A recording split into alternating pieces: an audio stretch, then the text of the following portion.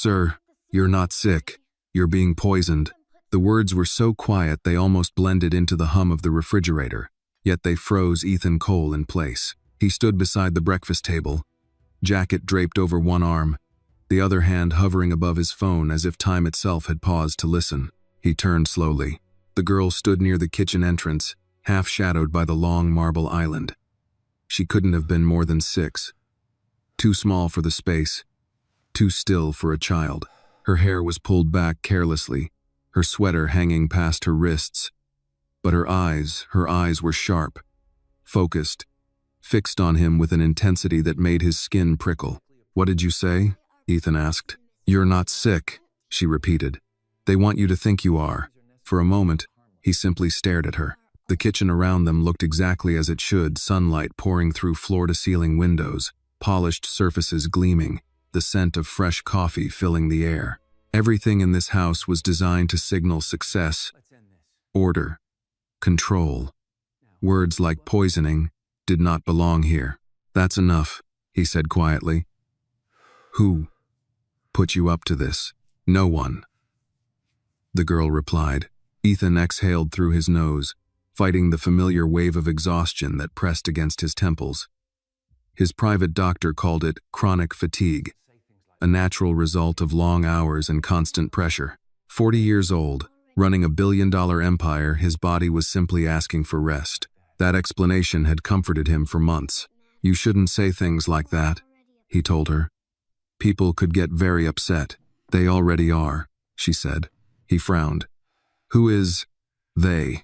She hesitated, then glanced toward the hallway leading to the basement stairs. Her small fingers twisted together, as if she were bracing herself.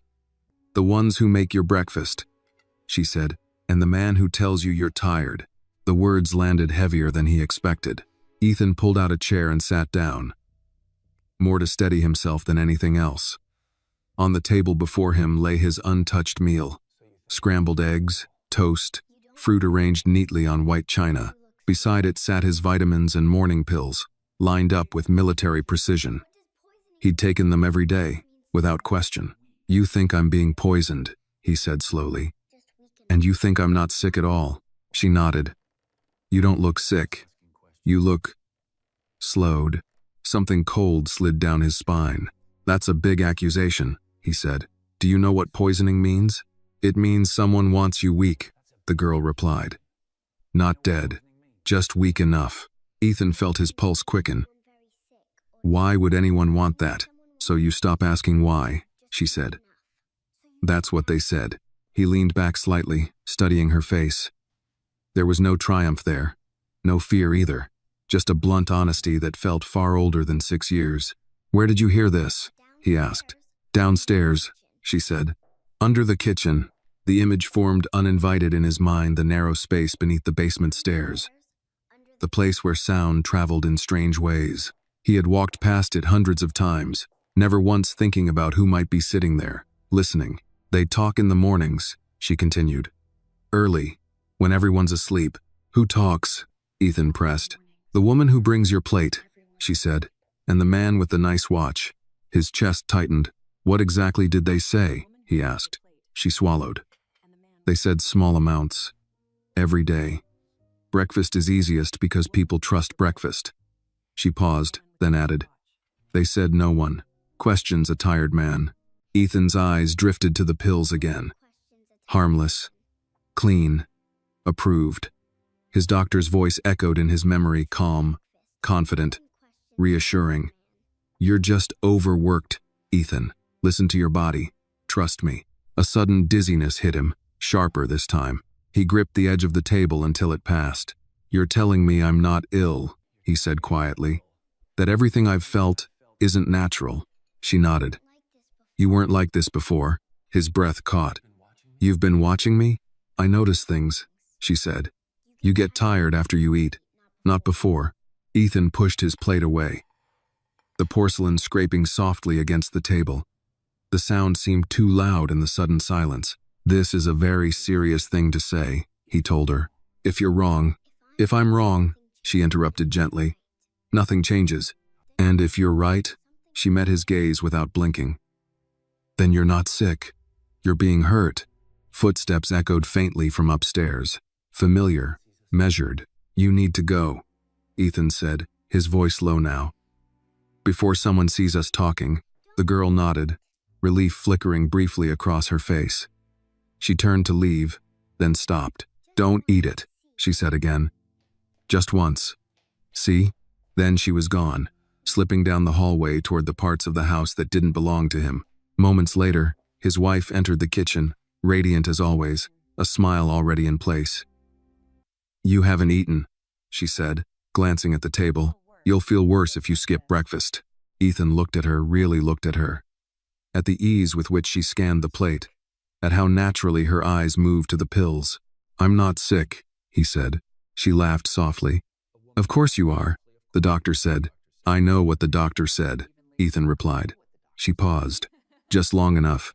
The fatigue was still there. Heavy and familiar. But beneath it, something else stirred sharp, unwelcome, undeniable. For the first time in months, Ethan Cole didn't feel ill. He felt warned. Ethan did not eat breakfast that morning. The decision came quietly, without drama. After his wife left the kitchen, her steps light. Her concern carefully measured, he remained standing by the table, staring at the untouched plate. The eggs had begun to cool. The toast had lost its warmth. The pills sat beside the glass of juice, pale and unremarkable, waiting to be trusted. He covered them with his napkin.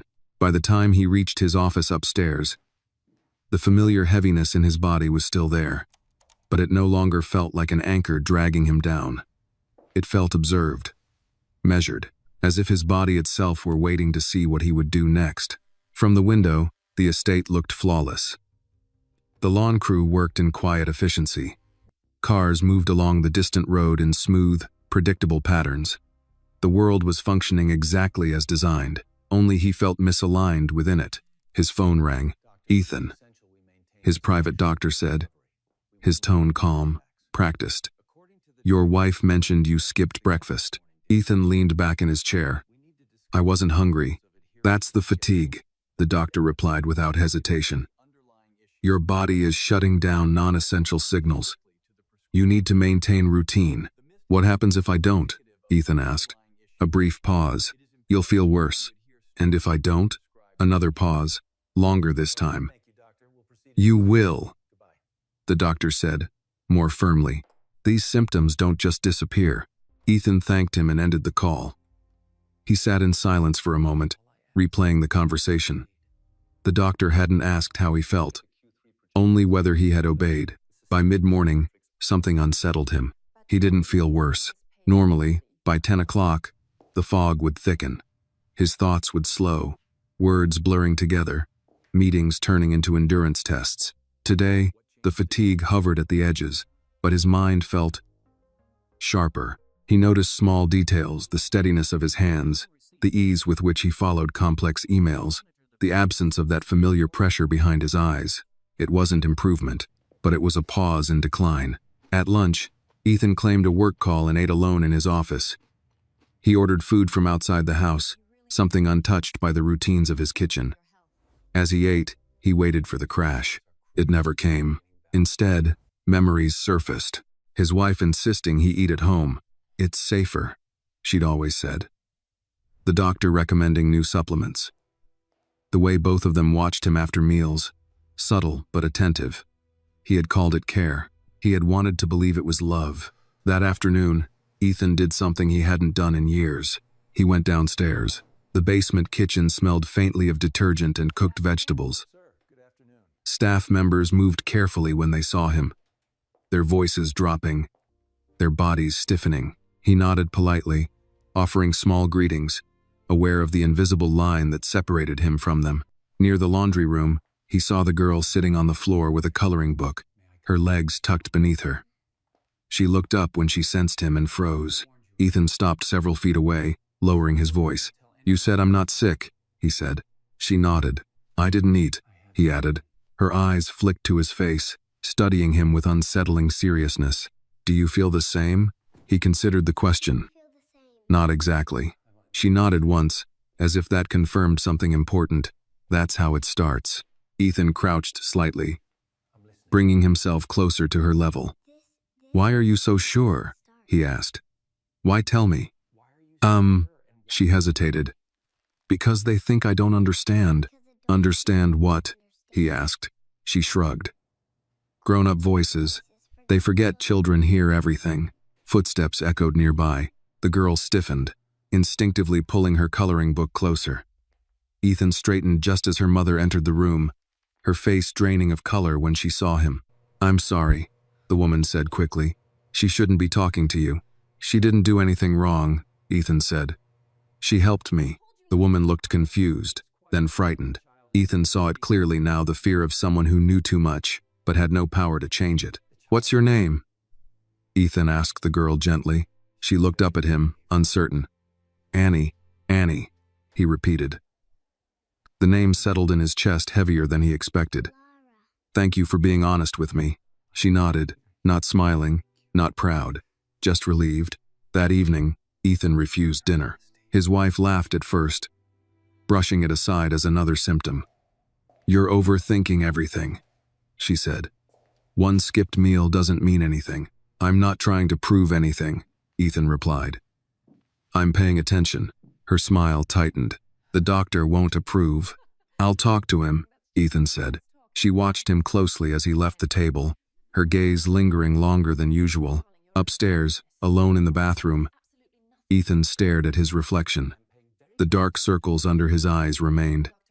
The fatigue hadn't vanished, but beneath it, something else had appeared. Clarity. That night, he lay awake listening to the house breathe around him.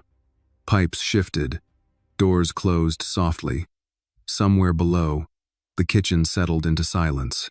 He imagined voices in that space, calm and deliberate, discussing him as if he were a problem to be managed. He thought of a 6-year-old girl sitting quietly under the stairs, listening because no one thought she mattered. For the first time since his symptoms began, Ethan Cole allowed himself to accept the possibility that he was not ill. He was being controlled, and now that he knew Annie's name, the truth no longer felt like a whisper.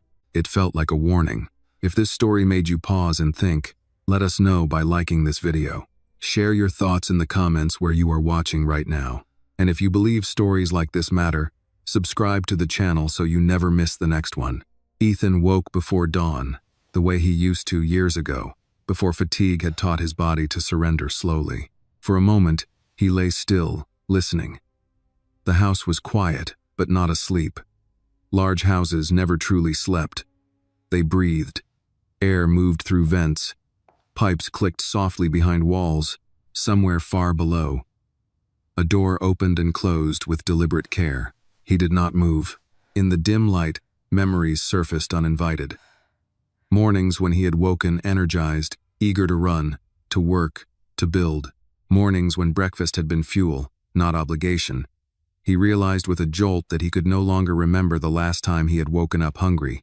Ethan sat up. His head felt heavy, but clearer than it had in months. The fog was still there, lingering at the edges, but it no longer ruled him. That frightened him more than weakness ever had. He dressed quietly and avoided the master bathroom.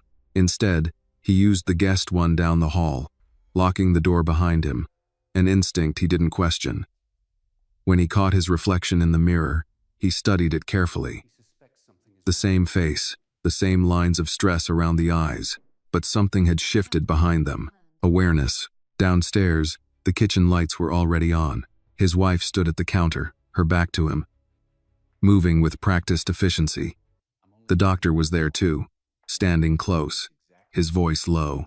They didn't hear Ethan at first. "He skipped dinner again," his wife was saying. "That's not normal." "It's resistance," the doctor replied calmly, "which is expected." Ethan stopped just outside the doorway. "Resistance turns into paranoia if it's not managed," the doctor continued. "We may need to adjust." "Adjust how?" she asked. "A little more consistency," he said. "A little less choice." Ethan stepped into the room. Both of them turned at once. "Good morning," his wife said quickly, her expression rearranging itself into concern. "You're up early." "So are you," Ethan replied. The doctor smiled, unbothered. "I wanted to check in," he said. "Your wife was worried about you. I'm standing right here." Ethan said. "You can talk to me." "Of course," the doctor said smoothly. "How are you feeling today?" Ethan considered the question carefully. "Different. That's not a medical description," the doctor replied. "No," Ethan said. "It's an honest one." His wife stepped closer. "You didn't take your pills last night." "I didn't," Ethan said. "And I won't be taking them today," the doctor frowned. "That's not advisable. Neither is telling a healthy man he's sick," Ethan replied. The air shifted. Not dramatically, subtly, like pressure before a storm. "You're exhausted," the doctor said. "That affects judgment." "So does being poisoned," Ethan said evenly. His wife laughed. Too fast. Too loud. "Ethan, stop this. You're frightening yourself." "Am I?" he asked, turning to her. "Or am I finally paying attention?" She reached for his arm. He stepped away. "I'm going out," he said. "Alone." "You shouldn't," the doctor said. "Now isn't the time." "It's exactly the time," Ethan replied. He left before either of them could stop him. The drive calmed him. The city was already awake, people lining up for coffee, commuters standing at bus stops, older couples walking their dogs with quiet familiarity. Life moved without permission, without schedules arranged by others. He realized how long it had been since he'd felt part of it. He parked outside a small diner and sat there for a while without going in. The smell of bacon drifted through the open door. His stomach stirred faintly.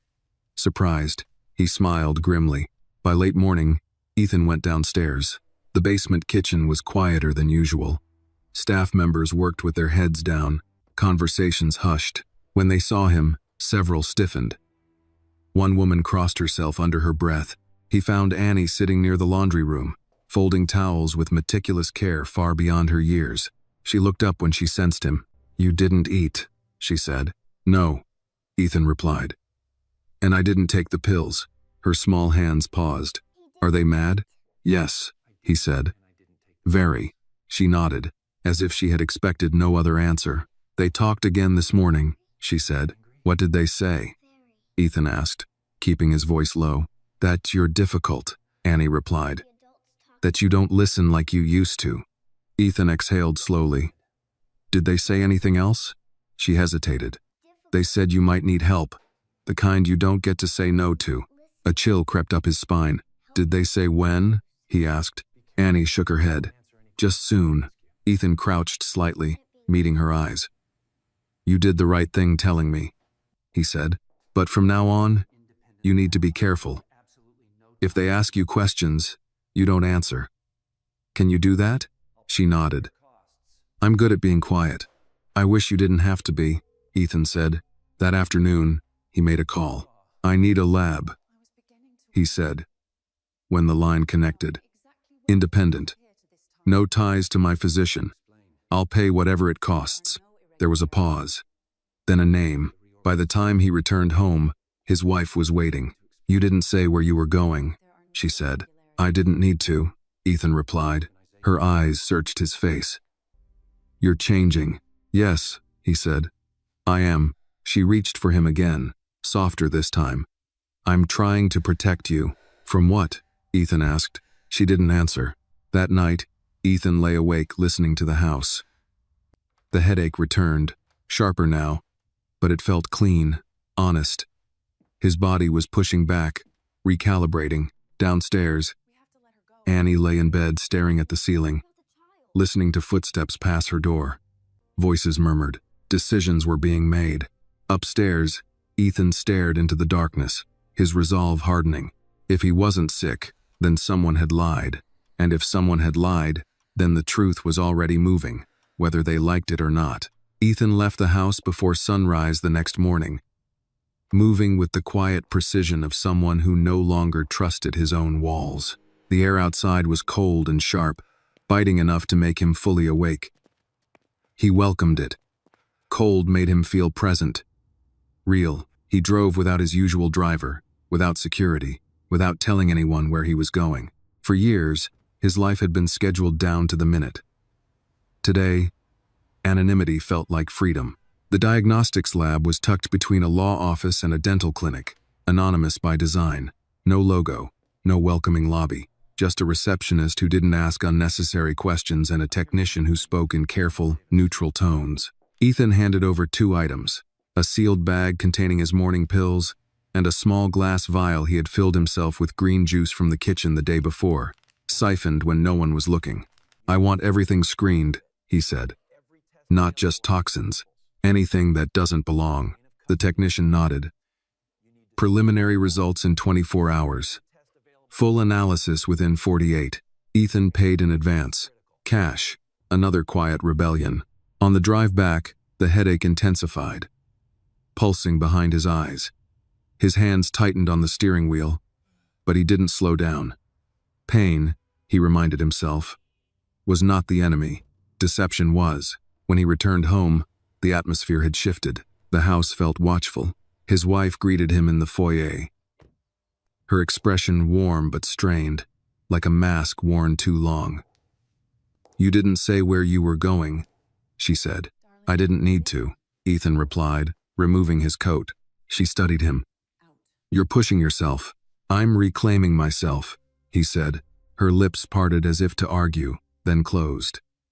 She reached out, touching his sleeve lightly. He noticed how deliberate the gesture was, how grounding. "You trust me, don't you?" she asked softly. Once, the question would have felt absurd. "I'm trying to," Ethan replied honestly. That afternoon, the doctor called again. "You missed your check-in," he said. "I wasn't available," Ethan replied. "This is serious," the doctor said. "Your wife is worried." "You keep saying that," Ethan said, "but you never ask me what I'm worried about." Silence crackled through the line. "You're experiencing cognitive distortion," the doctor said finally. "That's common in cases like yours." "What cases?" Ethan asked. "Burnout," the doctor replied. "Anxiety, or chemical dependency," Ethan said. The doctor inhaled sharply. "You need rest. You need distance," Ethan replied, and ended the call. In the basement, Annie sat beside her mother, helping fold sheets. She worked quietly, her small hands precise. When Ethan entered the hallway, she looked up immediately. "They're watching you," she said in a low voice. "I know," Ethan replied. "They don't like that you left," Annie added. "That makes 2 of us," he said. Her mother stiffened, fear flickering across her face. "Annie," she said sharply. "Don't speak. It's all right," Ethan said quickly. "She's not in trouble." The woman hesitated, then nodded, eyes downcast. Ethan crouched slightly, meeting Annie's gaze. "If anything changes," he said, "you tell me. But you don't confront anyone. You don't argue. You just listen." She nodded. Listening is safer. Ethan felt a surge of anger at that, at a world where a child learned survival before innocence. But he kept his voice steady. "You're doing the right thing." That evening, dinner was a performance. His wife insisted he sit at the table. The doctor was not present, but his influence was. The food was simple, familiar, comforting. Ethan didn't touch it. "You're proving nothing by starving yourself," his wife said. "I'm proving something to myself," Ethan replied. She said, "This can't continue." "You're right," Ethan said. "It can't." Her eyes searched his face. "What are you planning?" "Truth," he said. Later that night, Ethan sat alone in his office. Lights dimmed. Documents spread across his desk. He reviewed old medical reports, prescriptions, notes from the doctor. Patterns emerged with startling clarity now. Adjustments to dosage always followed moments when he asserted independence. Symptoms intensified after weekends spent at home. Control, disguised as care. His phone buzzed shortly after midnight. "Unknown number. This is the lab," the voice said quietly. "We ran a preliminary screen ahead of schedule." Ethan straightened. "And there are compounds present," the technician said. "Low-dose substances consistent with long-term chemical suppression. Not lethal, designed to impair energy, focus, resistance." Ethan closed his eyes. "So I'm not sick," he said.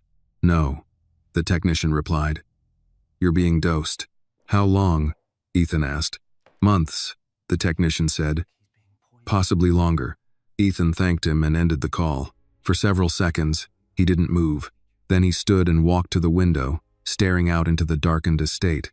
Lights glowed softly in the staff quarters. Somewhere down there, a 6-year-old girl lay awake, listening to adults plot quietly, believing no one would hear.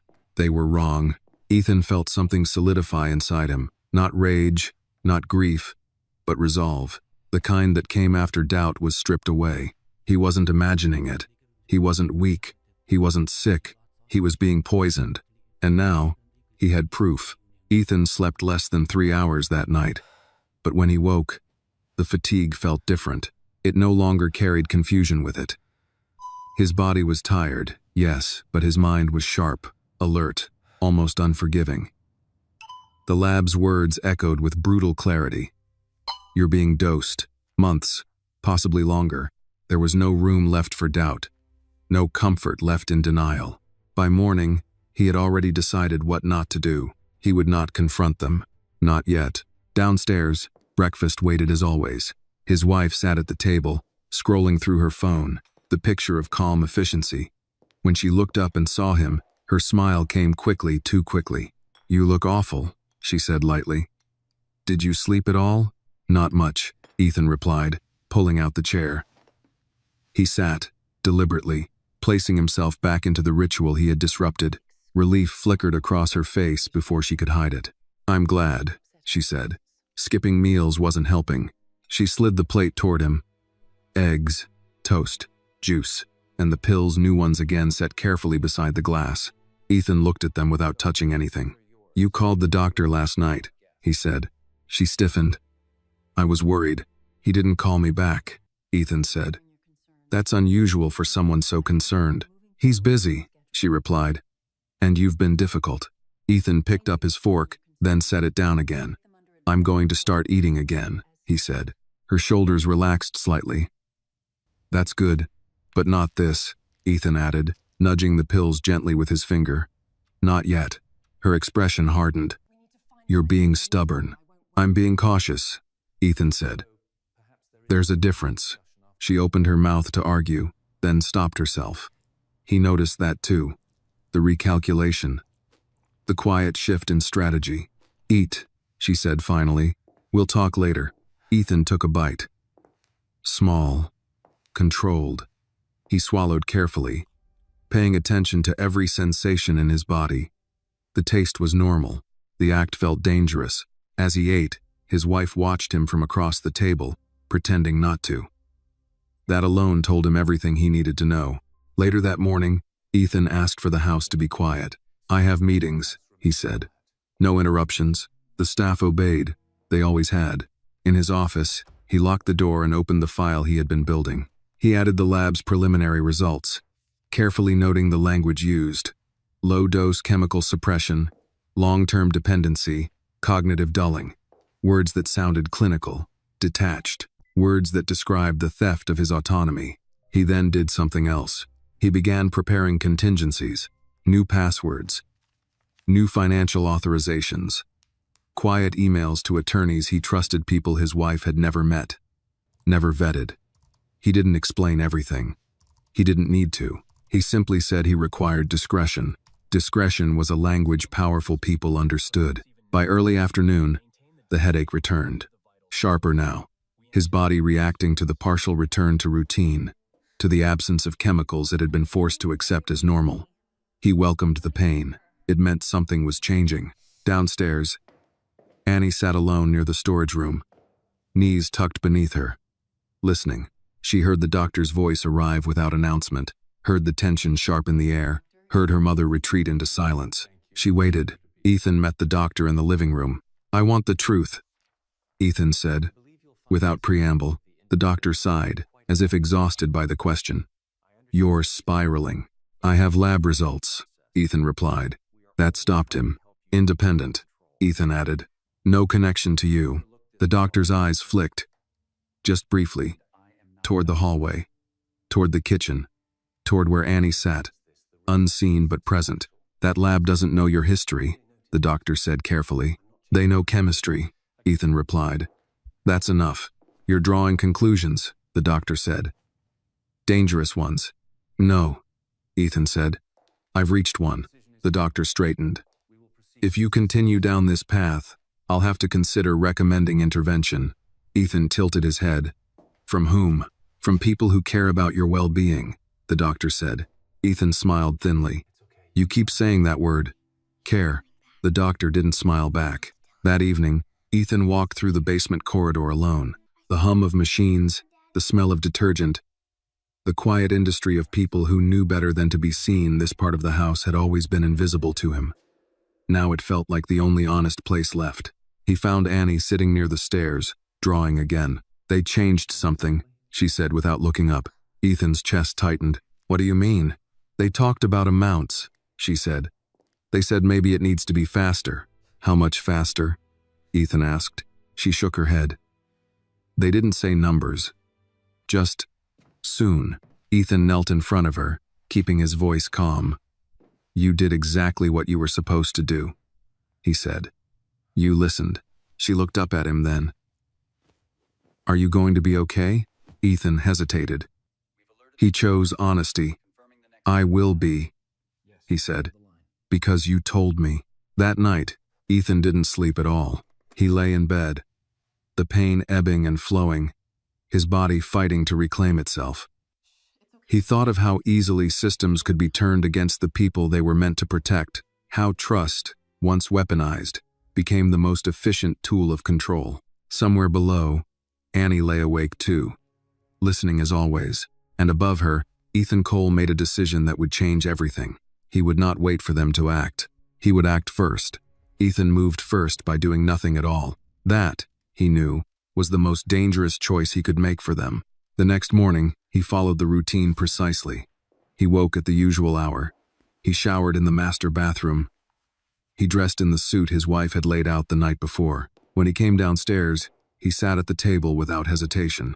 His wife watched him closely, hiding relief behind efficiency. That's better, she said, sliding the plate toward him. Your body needs consistency. So do people. Ethan replied mildly. He ate. Slowly, carefully. Not enough to raise suspicion, not enough to satisfy her. He drank the juice, but left the pills untouched. She noticed. You forgot something, she said. I didn't forget, Ethan replied. I'm spacing them out. Her lips pressed together. The doctor said. I'll speak to him later, Ethan said, cutting gently but firmly. I have meetings. He left the house under her watchful gaze, aware that compliance was more alarming than defiance.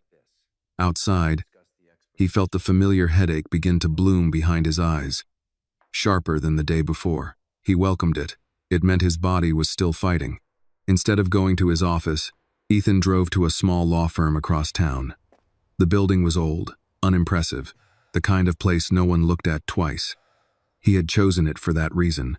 Inside, he met with a man he trusted, because he had nothing to gain from Ethan's approval. I think someone is trying to control me medically, Ethan said without preamble.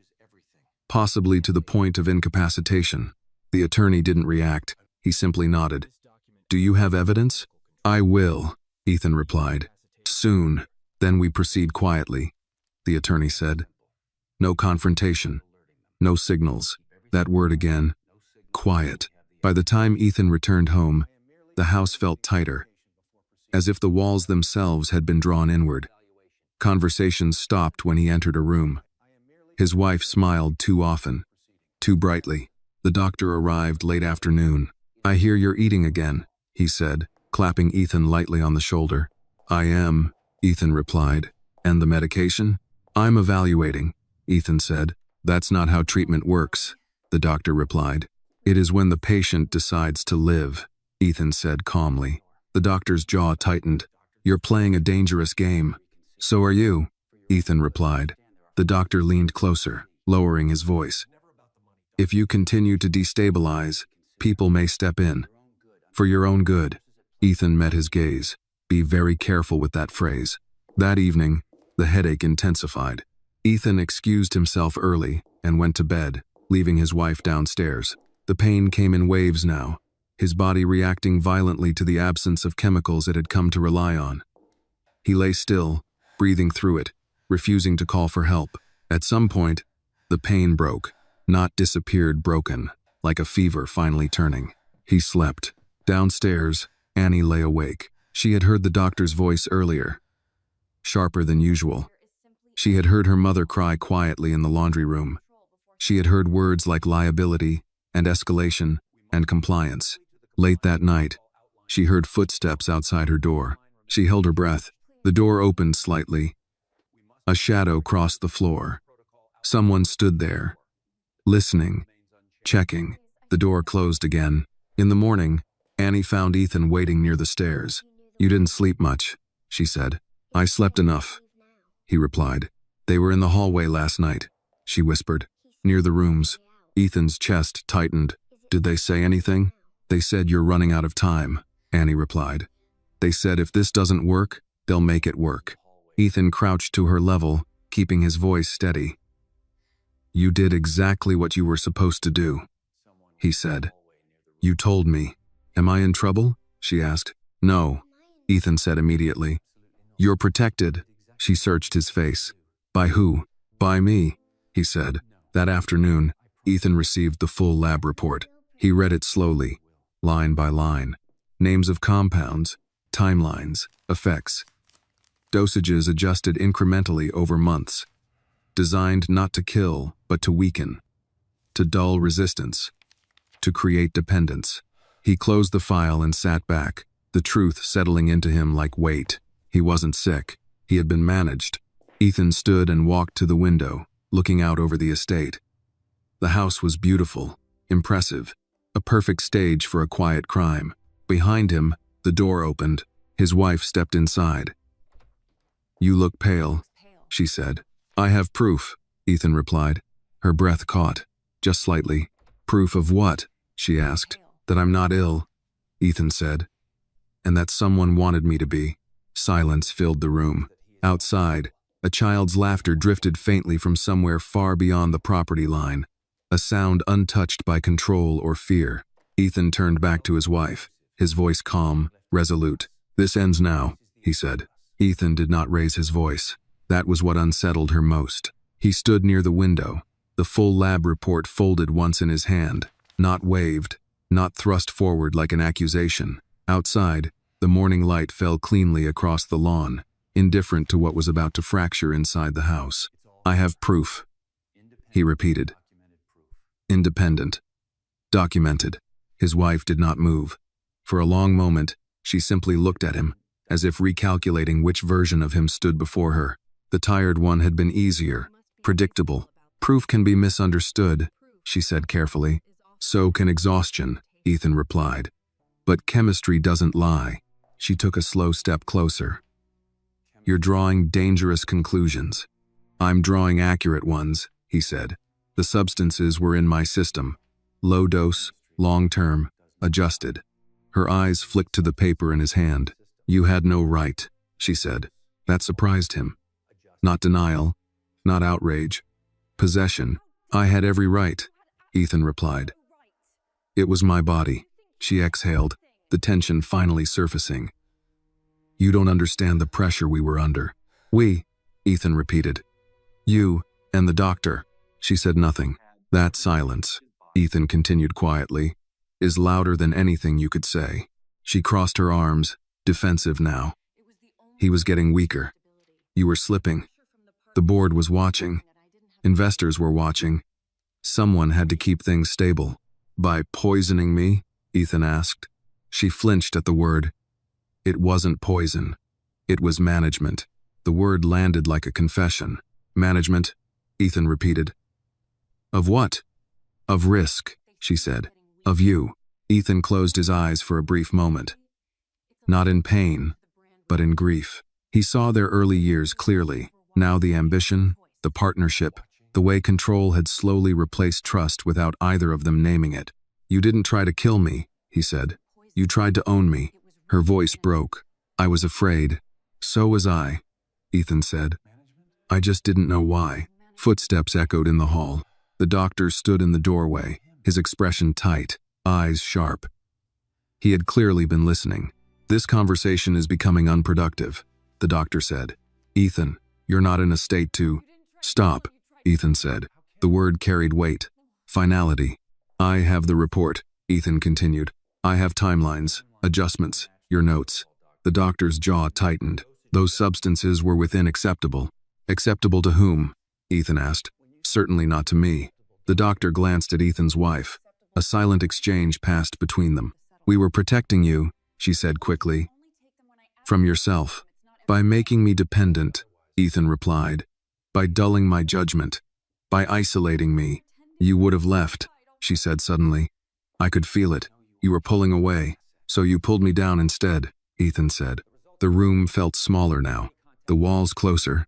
I'm ending this, Ethan said. Today, the doctor straightened. You can't just sever medical oversight. There are protocols. There are laws, Ethan replied. And you violated them. Silence followed. Thick, unforgiving. From somewhere below, faint but unmistakable, came the sound of a child laughing. A brief, careless sound.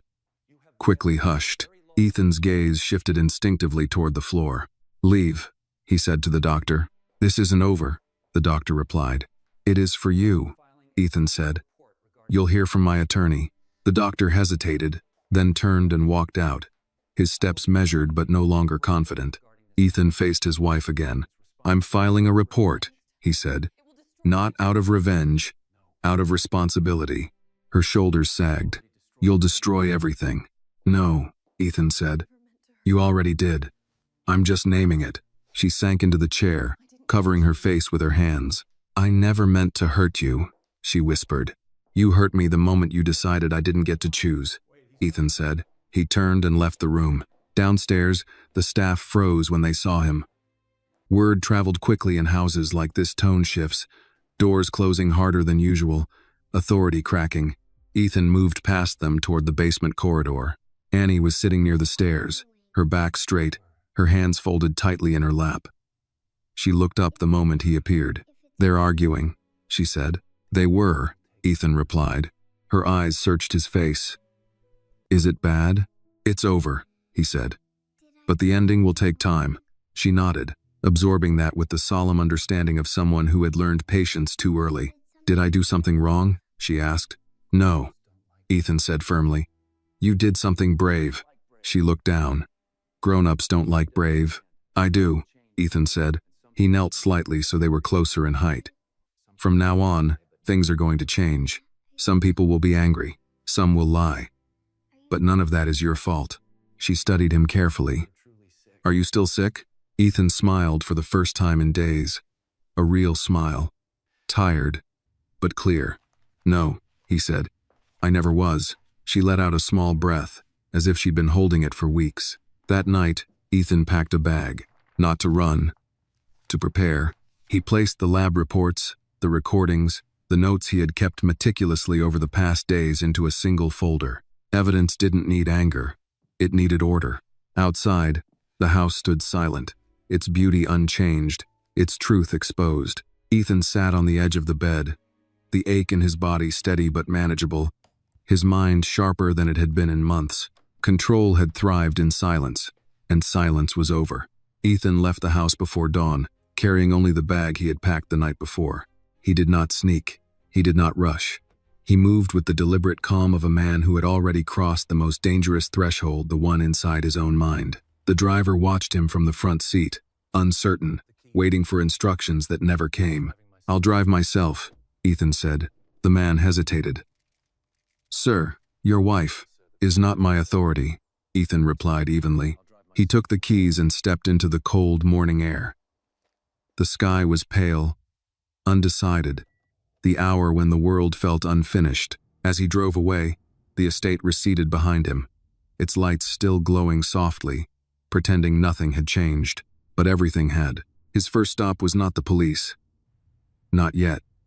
Power taught him patience. Survival had taught him timing. He drove to a small office building on the edge of the city, nondescript and quiet. Inside, an attorney he trusted waited without ceremony. No pleasantries. No curiosity. Just readiness. Ethan laid the folder on the desk. Medical manipulation, he said. Conspiracy. Long-term chemical control. The attorney flipped through the documents slowly, his expression tightening with each page. "This is serious," he said finally. "I know," Ethan replied. "That's why I'm here. We'll need statements. Corroboration." "You'll have it," Ethan said. "There's a witness." The attorney looked up. "An adult?" Ethan hesitated for half a second. "A child." The attorney's eyes hardened not with doubt, but with understanding. "Then, we move carefully." When Ethan returned home later that afternoon, the house felt hollow. The doctor was gone. His wife was nowhere to be seen. The staff moved quietly, avoiding his gaze, unsure which version of him remained in control. Authority, he realized, was fragile. It depended entirely on belief. In the basement corridor, he found Annie sitting alone, her back against the wall, knees drawn close. She looked up when she saw him, relief flickering across her face before she caught herself. "They're gone," she said. "Yes," Ethan replied. "For now." She nodded, accepting uncertainty as a familiar companion. "Did you get in trouble?" she asked. "No," Ethan said. "I did something important." She thought about that. Important things make people angry. "They do," Ethan agreed, "but they also make things right." He sat on the step across from her, the concrete cold even through his suit. For a moment, neither spoke. "Annie," he said gently, "I may need you to tell your story to some people." Her shoulders tensed. "The doctor?" "No," Ethan said quickly.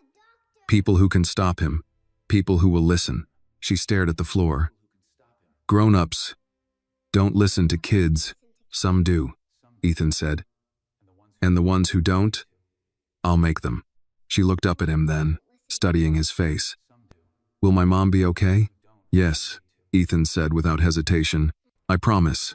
That evening, the police came quietly. No sirens. No spectacle. Just two officers and a detective who spoke softly and took notes carefully. Ethan gave his statement without embellishment, without anger. Facts were enough.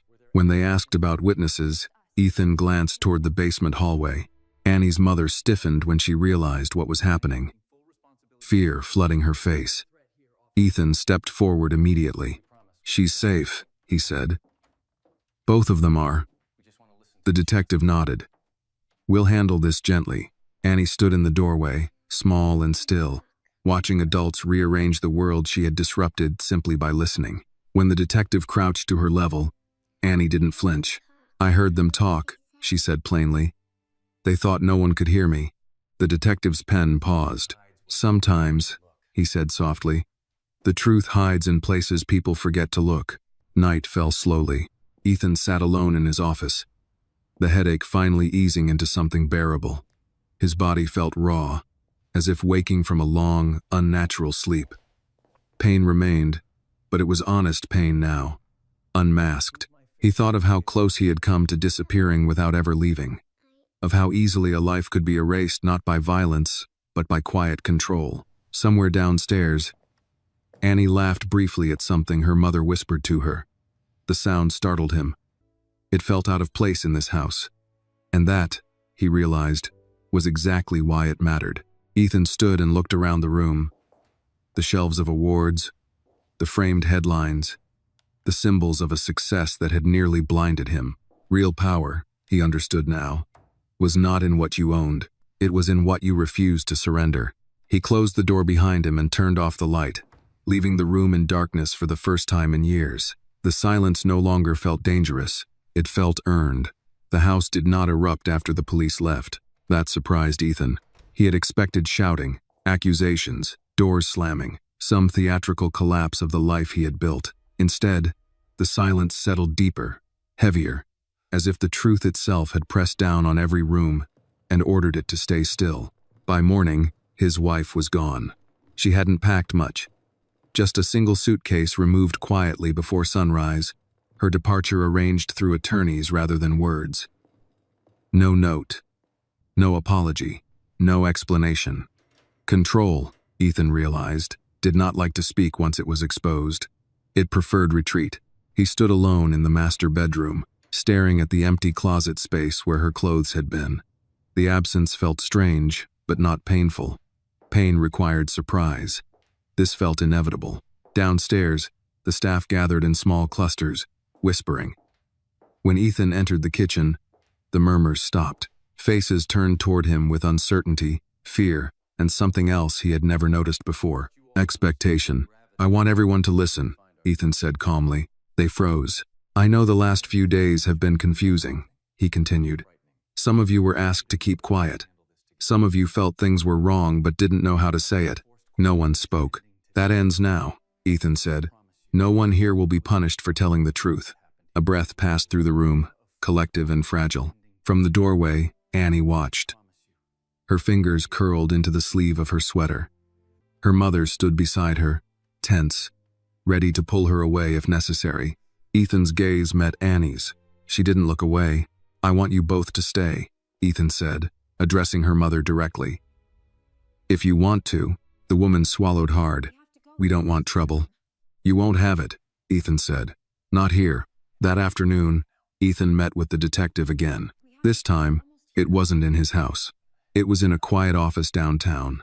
Walls bare, fluorescent lights humming softly overhead. The detective slid a folder across the table. "We've opened a formal investigation," he said. "Your physician has retained counsel. Your wife has declined to comment." "That doesn't surprise me," Ethan replied. "We'll need to corroborate timelines," the detective continued.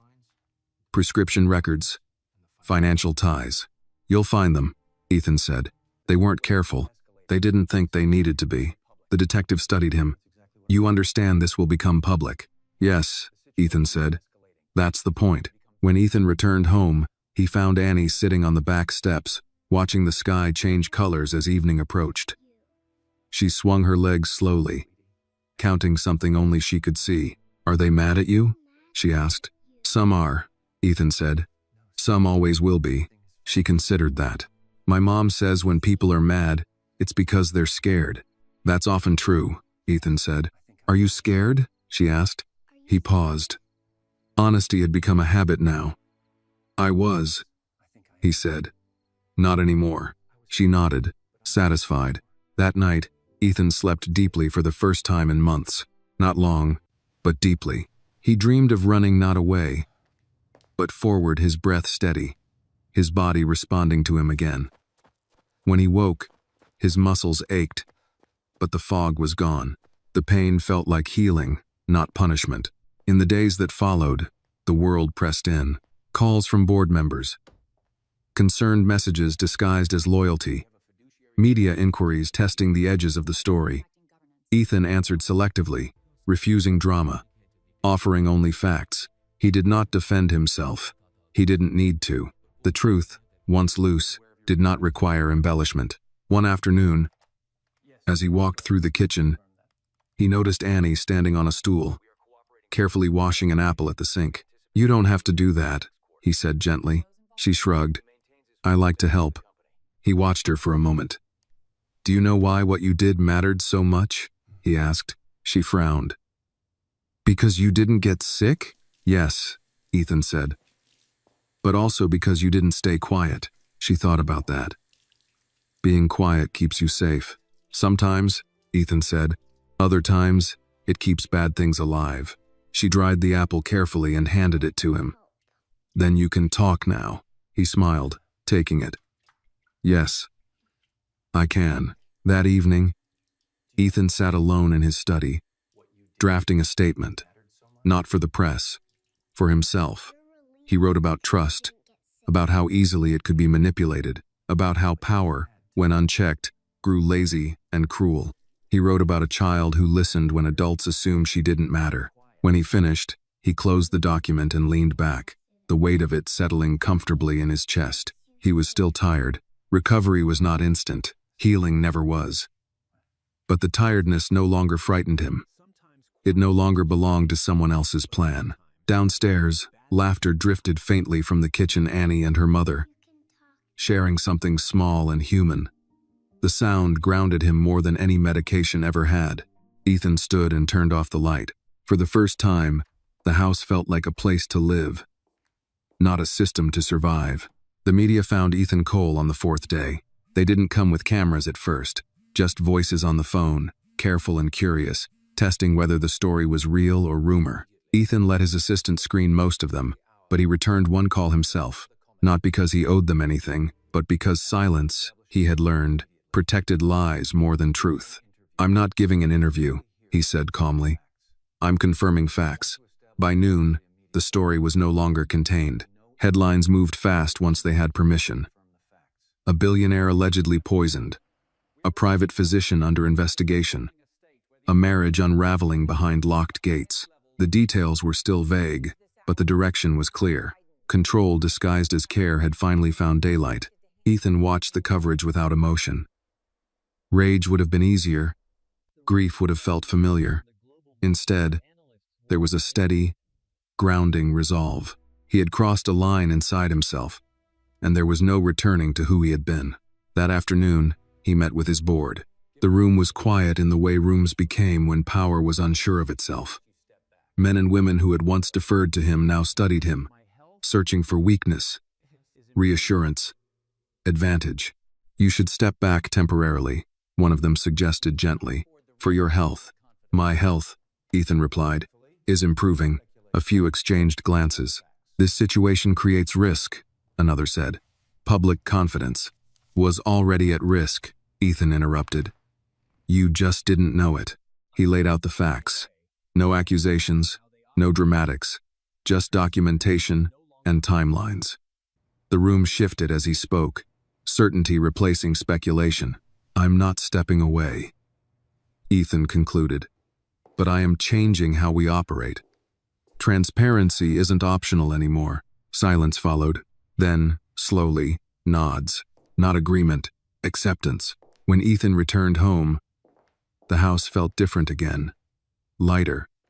As if the walls had stopped listening, he walked through rooms he had once avoided, noticing details that had been invisible to him. Small cracks in molding, a chair slightly unbalanced, a window that didn't quite close. Imperfection felt honest. In the kitchen, Annie sat at the table with her mother, working through homework. She looked up when Ethan entered. "They're talking about you on TV," she said matter-of-factly. "I know," Ethan replied. "Is that bad?" she asked. "Sometimes," he said, "but not this time." Her mother watched him carefully. "People will ask questions," she said, "about her." "I won't let anyone hurt her," Ethan said. "Or you." The woman's shoulders eased just a little. Gratitude, Ethan had learned, was often quiet. That evening, Ethan received a call from the detective. "We've frozen the doctor's accounts," he said. "There's a financial trail. Payments, consulting fees that don't make sense." "And my wife?" Ethan asked. "She's cooperating through counsel," the detective replied, "which usually means she's afraid." Ethan thanked him and ended the call. Later, alone in his study, he opened the old running shoes he had kept untouched in the closet for years. He slipped them on slowly, testing the feel. His body protested at first, stiff and uncertain, but the pain was clean. Honest. He stepped outside. The night air was cool. The path around the estate was dark, the ground uneven in places. He walked at first, then jogged lightly, breath shallow, heart pounding harder than it had in months. After a minute, he slowed and laughed softly to himself. Not ready, but closer. When he returned inside, Annie was waiting near the stairs. "You ran," she said. "A little," Ethan replied. She smiled. A real smile this time. "That means you're getting better." He nodded. "It does." "Will they go to jail?" she asked. "Some will," Ethan said. "Some won't. Justice isn't always fair."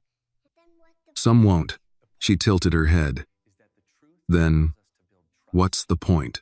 "The point," Ethan said, kneeling to her level, "is that the truth doesn't disappear just because it's inconvenient. Once it's out, it changes things, even when it doesn't fix everything." She considered that, then nodded. That night, Ethan wrote again. Not statements, not strategies. A letter he never intended to send. He wrote about trust and how easily it could be bent, about how a child's voice had cut through years of carefully maintained silence. He wrote one line and underlined it twice. "Real sickness is not in the body. It's in the lies we accept to feel safe." He slept after that, deeply. The ache in his muscles steady, the fog gone. When he woke, sunlight filtered through the curtains, soft and unthreatening. Downstairs, breakfast waited. Not arranged, not supervised. Simple food, prepared by many hands, none of them watching him eat. Ethan sat, poured his own coffee, and took a bite. Nothing happened. No dizziness, no heaviness, just the ordinary act of being alive. He smiled to himself, a quiet acknowledgement of how close he had come to disappearing. Outside, the world continued to talk. Inside, Ethan Cole began to live. Ethan's name no longer belonged to him alone. It moved through news cycles, boardrooms, and quiet conversations between people who would never meet him. Some spoke with sympathy, others with suspicion, a few with admiration that felt unearned. He learned quickly that once a story escaped, it became a mirror reflecting more about the viewer than the truth itself. He chose not to watch. On the morning of the 7th day, Ethan returned to his office for the first time since everything had surfaced. The building stood as it always had: glass, steel, confidence. But inside, something had shifted. People lowered their voices when he passed, not out of fear, out of awareness. He preferred that. His assistant hovered near the doorway. "There are requests," she said carefully.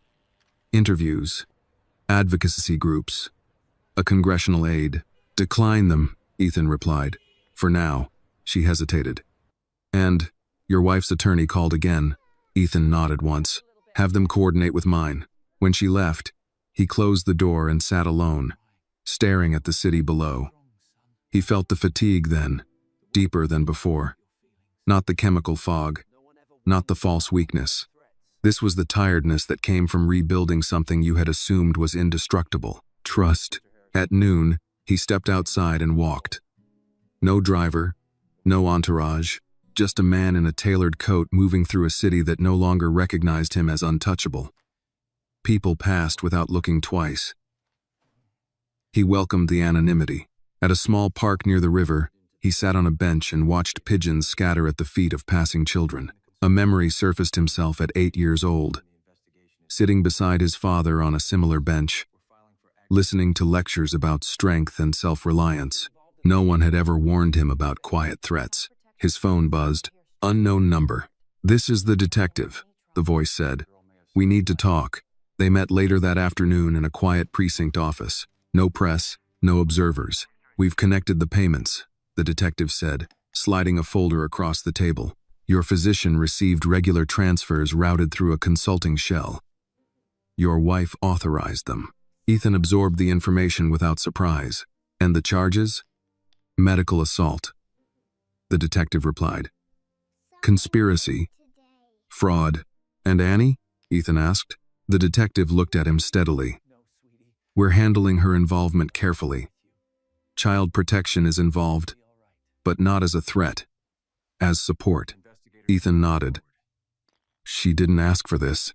"No," the detective said, "but she may have saved a life." When Ethan returned home that evening, the house felt quieter than usual. Not tense, settled. He found Annie in the living room, building something from mismatched blocks on the floor. Her mother sat nearby, folding laundry, her movements calmer than they had been days ago. "They came today," Annie said without looking up. "Who did?" Ethan asked. "The nice lady," Annie replied. "She asked me questions." "And how did that feel?" he asked. She shrugged. "Okay." She listened. Ethan smiled faintly. "That matters." Annie stacked one last block carefully, then looked up at him. "Are you leaving?" The question caught him off guard. "No," he said. "Why would I leave?" "People on TV leave," she said simply. "When things get hard." Ethan knelt beside her. "I'm not going anywhere." She studied him, measuring the truth of it. Finally, she nodded and returned to her blocks. That night, Ethan sat alone at the kitchen table long after everyone had gone to bed. A cup of tea cooled untouched in front of him. He thought about how close he had come to vanishing without anyone noticing the cause. How easily his story could have ended as a footnote, another powerful man undone by stress. He imagined the alternative version of himself, weaker each day, trusting the wrong voices, surrendering agency one pill at a time. The thought made him shiver. He stood and walked through the house, stopping briefly outside Annie's door. She slept curled on her side, one hand tucked beneath her cheek, breathing evenly. A child at rest, something rare in a place that had once thrived on secrets. In his study, Ethan opened a new document, not evidence, not strategy. He titled it simply, Notes. He wrote about systems, how they failed the people they claimed to protect, about authority and how easily it silenced doubt, about children and how often they were ignored precisely because they saw too clearly. He wrote one sentence and paused, reading it twice. Power is most dangerous when it convinces itself it's being kind. The following morning, Ethan received confirmation that formal charges were moving forward. He felt no satisfaction, only gravity. Justice, he was learning, did not feel triumphant. It felt necessary. At breakfast, he ate slowly, deliberately, listening to the normal sounds of the house. The clink of dishes, the hum of conversation. No one watched him. Annie passed by with her backpack. "I have school," she announced. "I know," Ethan said. "I'll see you later." She stopped, then walked back and hugged him without warning. Brief, fierce. Then she pulled away, embarrassed. "Thank you," she said. "For what?" he asked. "For not being sick," she replied, and ran toward the door. Ethan sat there long after she left, the weight of that simple sentence settling into him. He wasn't sick. He had survived something most people never saw coming. And now, for the first time, he understood exactly what it meant to be responsible for the truth once it found you. Ethan learned that healing did not move in straight lines. Some mornings he woke with a clarity that surprised him, as if his body were grateful for finally being listened to. Other mornings, the fatigue crept back in, dull and persistent, reminding him that months of chemical control could not be undone by a few days of truth. He accepted both states without panic. Recovery, he told himself, was not a reward. It was a process. On the 8th day, the first court filing became public. The language was cold, precise, stripped of emotion. Medical manipulation, criminal negligence, conspiracy. Ethan read the document once, then closed it. He did not need to relive every detail. What mattered was that the lie had been named. That afternoon, his wife's attorney requested a meeting.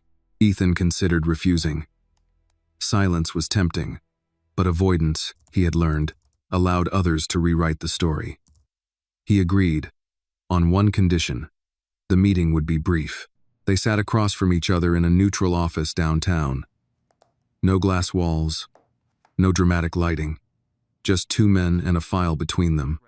"She maintains she never intended permanent harm," the attorney said carefully. "I'm sure she does," Ethan replied. "She claims fear motivated her actions," the attorney continued. "Fear of abandonment, fear of instability. Fear doesn't justify control," Ethan said. "And it doesn't erase consent."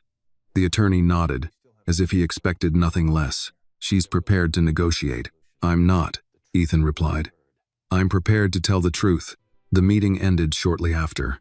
When Ethan returned home, he found Annie in the backyard, sitting on the grass with a book open in her lap. She wasn't reading. She was watching the clouds, tracing shapes with her finger. "They look like animals," she said when she noticed him. "What kind?" Ethan asked. "Ones that don't exist anymore," she replied. He sat beside her, the ground cool beneath his palm. "Do you think they ever really disappear?" he asked. She shrugged. "Things don't disappear. They just stop being loud." Ethan smiled softly. Children had a way of explaining the world without trying. Later that evening, a call came from the detective.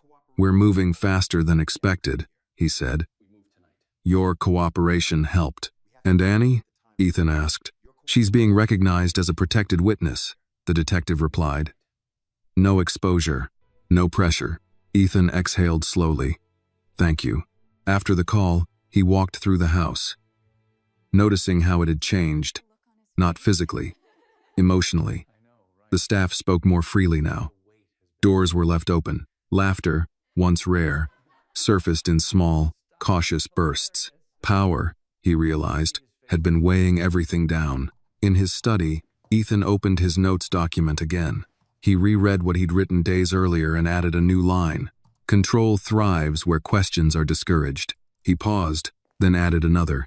Children hear the truth long before adults are ready to face it. That night, Ethan dreamed again. This time, he was standing in his kitchen. Younger, healthier, unaware. His wife moved around him, smiling, placing a plate in front of him. He reached for the fork and stopped. He woke with his heart racing, sweat cooling on his skin. For a moment, panic threatened to take hold. Then he breathed through it, grounding himself in the present. The dark, the quiet, the reality that he was awake now. Downstairs, he poured himself a glass of water and sat at the table, listening to the house settle. Somewhere, Annie murmured in her sleep. The sound steadied him more than he expected. The following day, Ethan was invited to speak at a closed-door forum: medical ethics, corporate accountability, patient rights. He almost declined. Then he remembered how easily silence had nearly cost him his life. He agreed. Standing before a small audience of professionals, Ethan spoke without notes. He didn't dramatize. He didn't accuse. He told his story plainly, from the symptoms to the suspicion to the proof. When he finished, the room remained silent. Finally, an older man in the back spoke. "Why didn't you notice sooner?" Ethan didn't bristle. He had asked himself that question countless times. "Because I trusted the wrong certainty," he replied. "And because no one teaches you how to recognize care when it becomes control." Afterward, several people approached him quietly. Not for photos, for conversations. Stories surfaced similar patterns, similar dismissals, similar doubts that had gone unanswered. Ethan listened. That evening, Annie met him at the door when he returned home. "You were gone a long time," she said. "I was talking," Ethan replied. She nodded approvingly. "That's good. Talking keeps bad things from hiding." "Yes," Ethan said. "It does." At dinner, the table felt different again. No tension, no surveillance. Just food and conversation and the ordinary clatter of life continuing. Ethan ate slowly, savoring the simplicity of it. Halfway through the meal, Annie looked at him seriously. "You know," she said, "if you had been really sick, none of this would have mattered." Ethan considered that. "You're right," he said, "but you weren't," she continued. "You just needed someone to tell you." He met her gaze, understanding the weight of her words. "And you did." That night, as Ethan prepared for bed, he realized something unexpected. He no longer felt like a victim. What had been done to him was real, the damage undeniable, but survival had given him something else: responsibility. To speak, to protect, to ensure that what had almost happened to him did not happen quietly to someone else. As he turned off the light, his body tired but honest, his mind clear, one thought settled into him with calm certainty. Truth didn't save him alone. Listening did. Ethan noticed the change in Annie before anyone else did. It wasn't dramatic. No sudden laughter, no obvious relief. It was in the way she walked through the house, now less cautious, less prepared to disappear. She still listened, still observed, but she no longer shrank when adults raised their voices or doors closed too hard. Something fundamental had shifted. Safety, he realized, had a sound. On the 9th day, the first formal hearing was scheduled. Not the trial, just the beginning. Motions, jurisdiction, procedure. The kind of slow, grinding machinery that made justice feel distant and impersonal. Ethan dressed carefully that morning, choosing a suit he hadn't worn since before the fatigue began. It fit differently now, not looser, just honest. Before he left, he stopped in the kitchen. Annie was there with her mother, eating cereal, her backpack already slung over one shoulder. She looked up when she saw him. "Is today the big talking day?" she asked. "Yes," Ethan said. "Will they listen?" she asked. He paused, then answered truthfully. "Some will, some won't. But it won't matter." She frowned. "Why not?"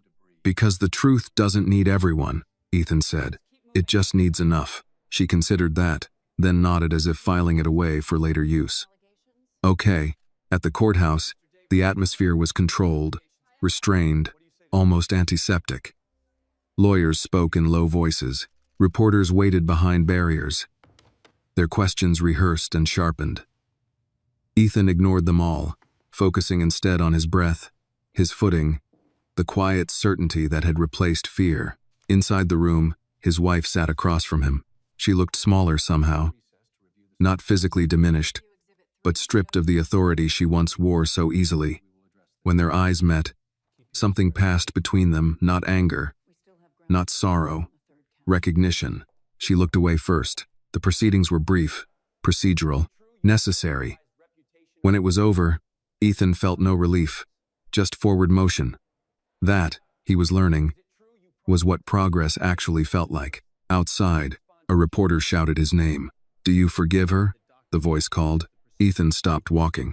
He turned slowly, meeting the question head-on. "Forgiveness isn't the point," he said calmly. "Accountability is." The reporter tried again. "What about the doctor?" "He knew exactly what he was doing," Ethan replied. So did she. No more, no less.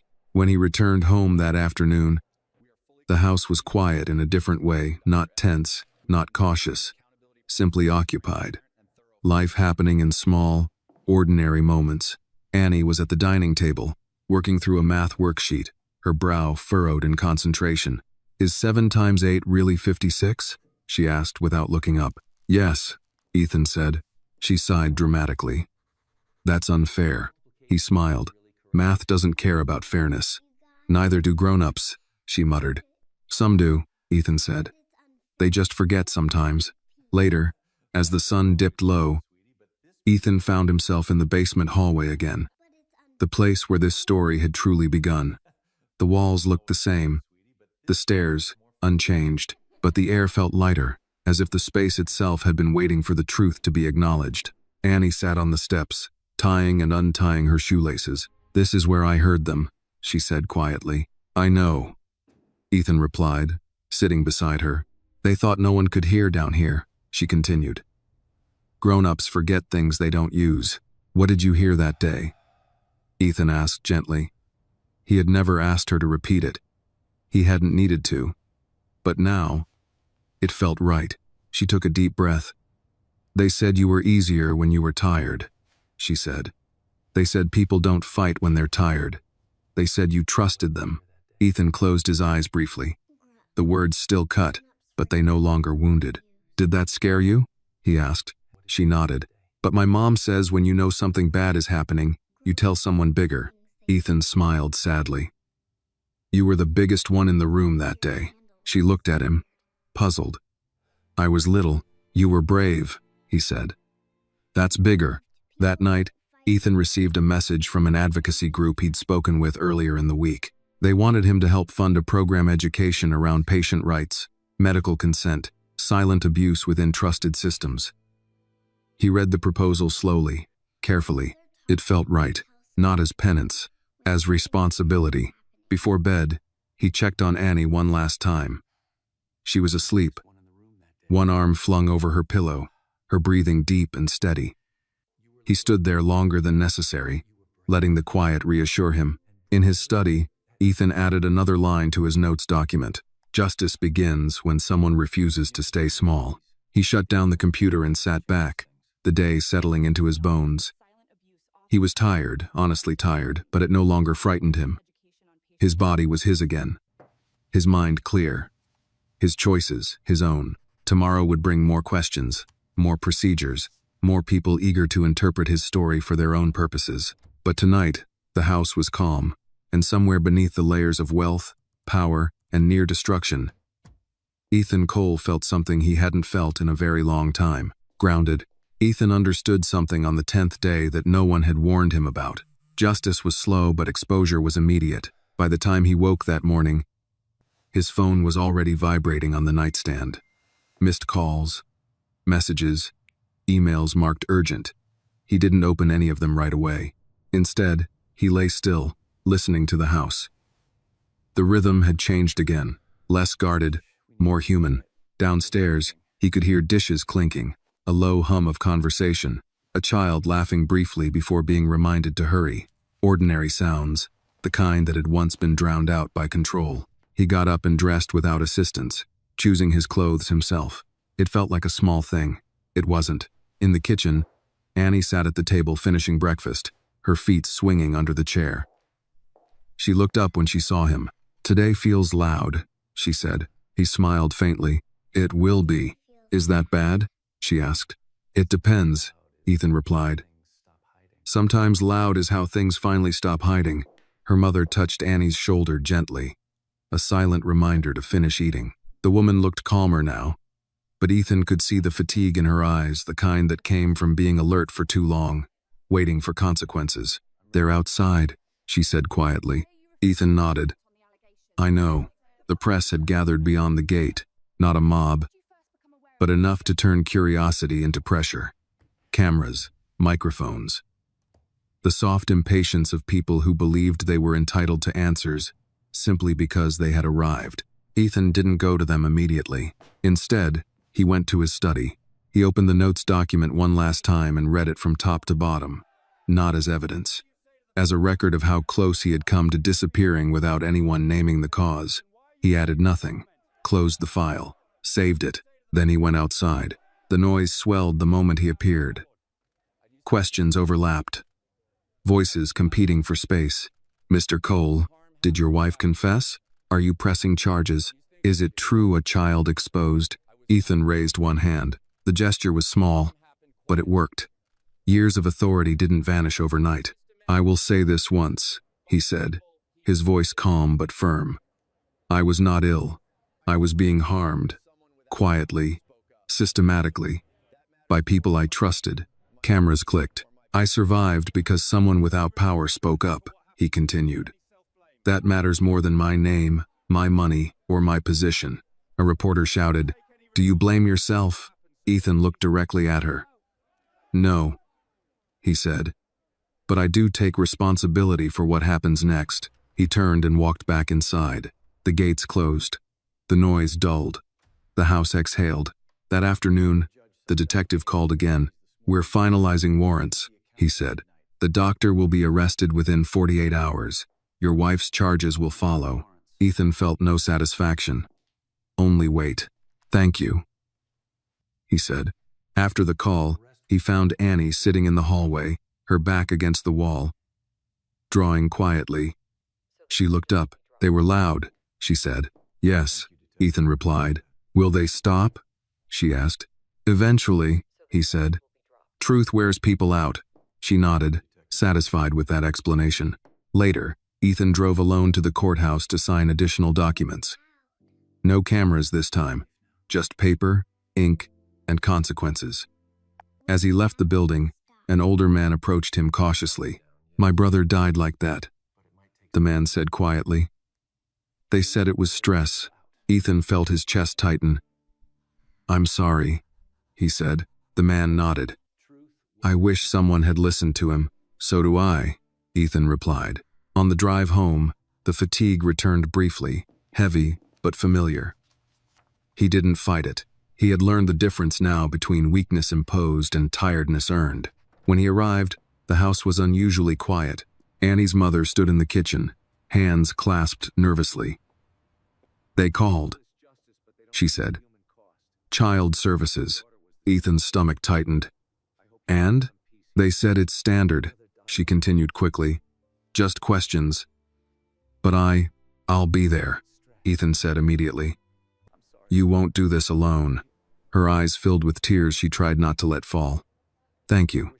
That evening, Annie sat beside him on the couch, unusually still. "They won't take me away, right?" she asked. Ethan didn't hesitate. "No." "How do you know?" she pressed. "Because I won't let silence do that to you," he said. She leaned against him, small and trusting, and for the first time, he felt the full weight of what survival had given him. Responsibility. That night, Ethan slept deeply, not because everything was resolved, but because it was finally moving in the right direction. He dreamed of doors opening, of rooms filling with light, of voices no longer whispering. When he woke, the house was quiet again. Not the dangerous quiet, the honest kind. Downstairs, breakfast waited, not arranged, not watched. Just food. Ethan poured his own coffee, sat at the table, and ate. Nothing happened. No dizziness, no fog, just the simple, profound act of choosing for himself. In the hallway, Annie passed by, backpack on, ready for school. "Are you still okay?" she asked. "Yes," Ethan said. "I am." She smiled once, quick and certain, and ran toward the door. Ethan watched her go, the echo of her footsteps steady and sure. The truth had come out quietly at first. Now it was impossible to ignore. The call from Child Services came the next morning. Not accusatory, not alarmed. Calm, procedural, delivered in a tone that suggested this was not their first careful step into a complicated house. Ethan listened without interrupting, his posture still, his jaw set not in defiance, but in readiness. "Yes," he said. "I'll be present." He ended the call and remained seated at the kitchen table for several minutes, staring at the surface where his breakfast plate still rested. The food had gone cold. He hadn't noticed.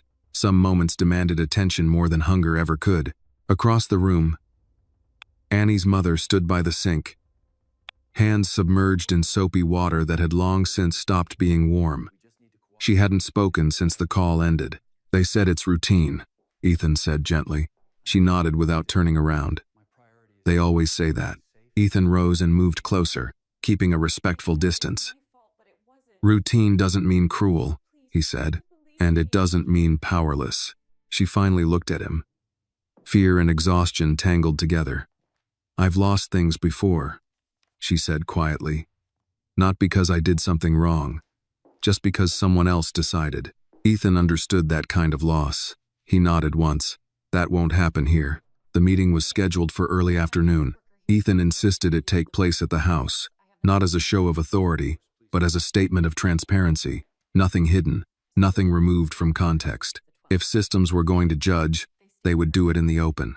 When the caseworker arrived, she was younger than Ethan expected. Professional. Measured, she took notes more than she spoke, listening with the kind of patience that made room for truth instead of rushing past it. "I need to speak with the child," she said calmly. Annie sat on the couch, her feet tucked beneath her, hands folded in her lap the way she did when she sensed importance. Ethan stayed seated nearby, not looming, not absent, present. The questions were simple. "Do you feel safe here?" "Yes." "Did anyone tell you what to say today?"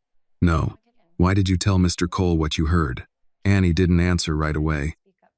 She looked at the floor, then up at the woman across from her. "Because he wasn't sick," she said, "and everyone kept acting like he was." The caseworker paused, pen hovering above the page. "What made you sure?" she asked. Annie shrugged. "Sick people don't get better when they stop listening." Silence filled the room, not heavy, just thoughtful. When the caseworker finally stood to leave, she turned to Ethan. "We'll continue to monitor," she said. "But from what I see, this is a stable environment." She glanced briefly at Annie. "More stable than most."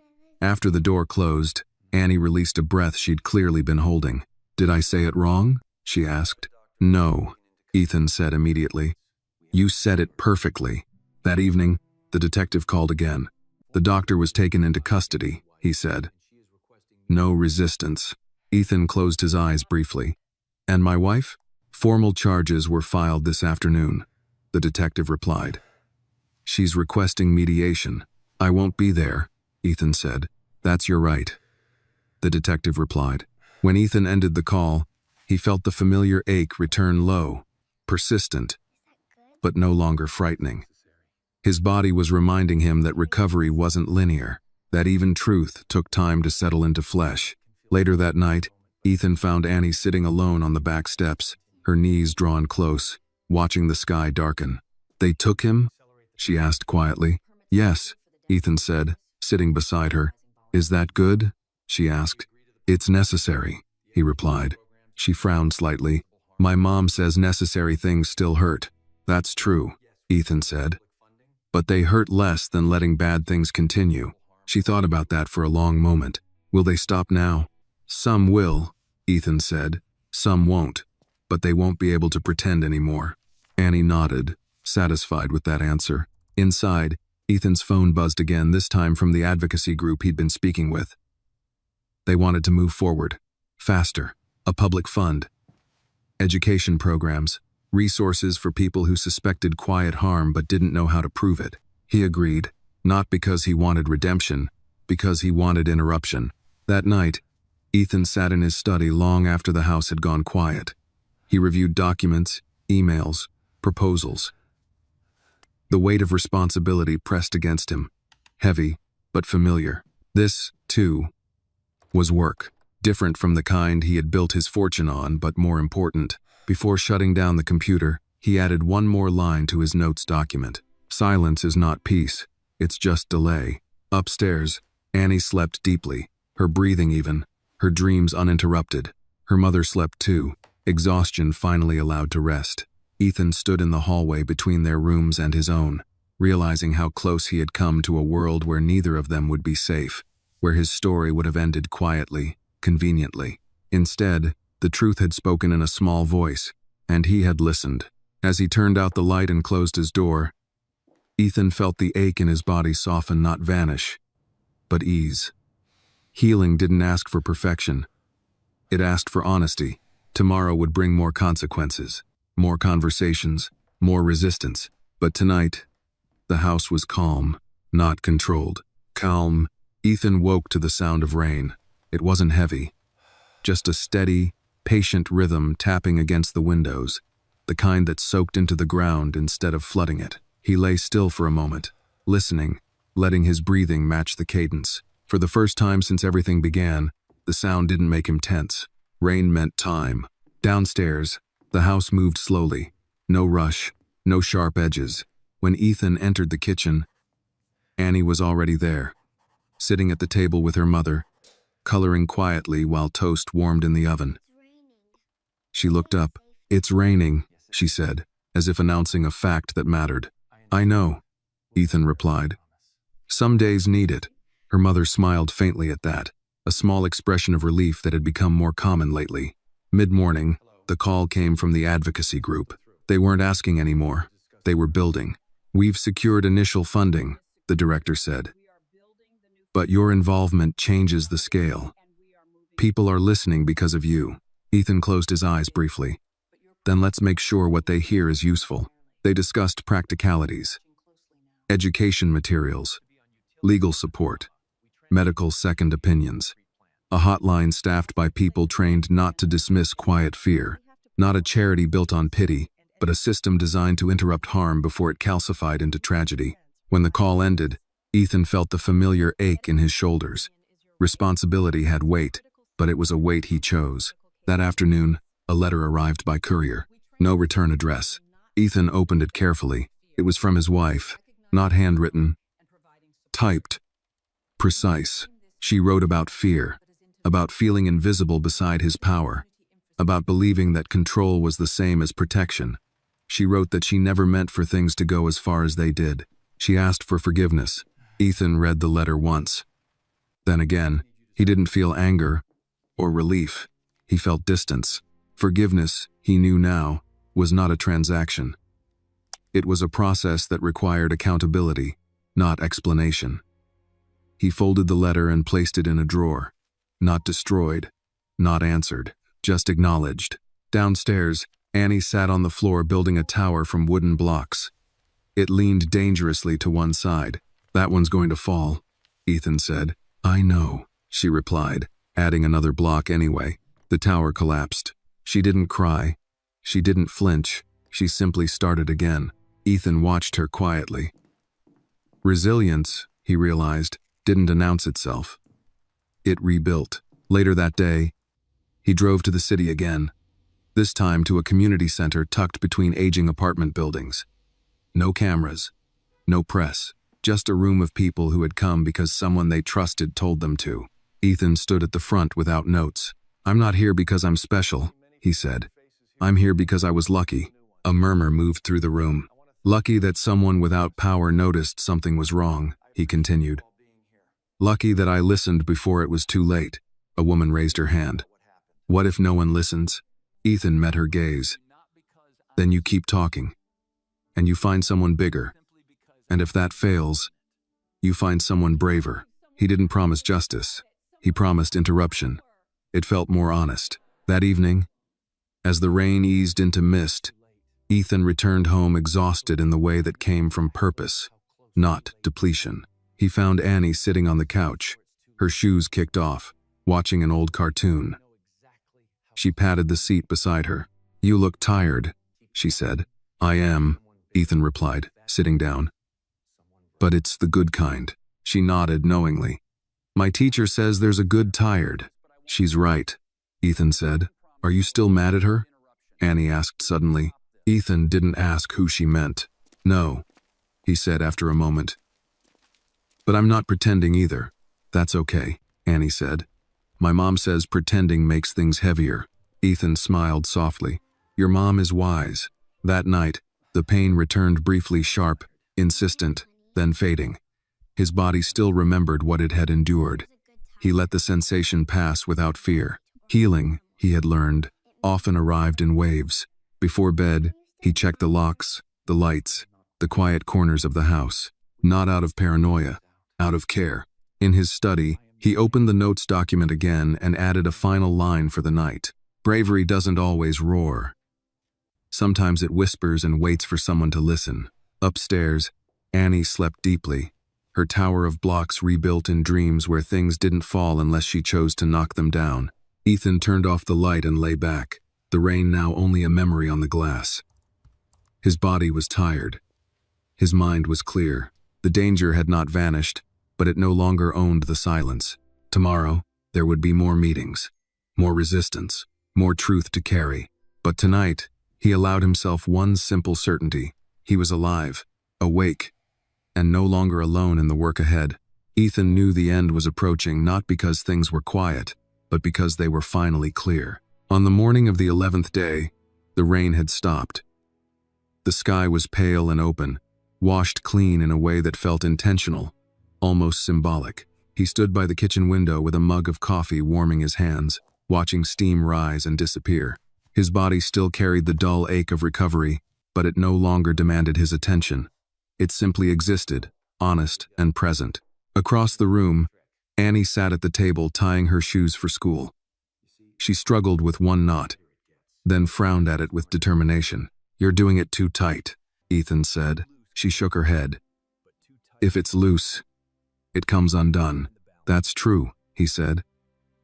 "But if it's too tight, you can't get out of it." She considered that, loosened the knot slightly, then tied it again. This time, it held. Her mother watched from the counter, a quiet smile on her face. The fear that once clung to her movements had softened into something like trust, not blind, earned.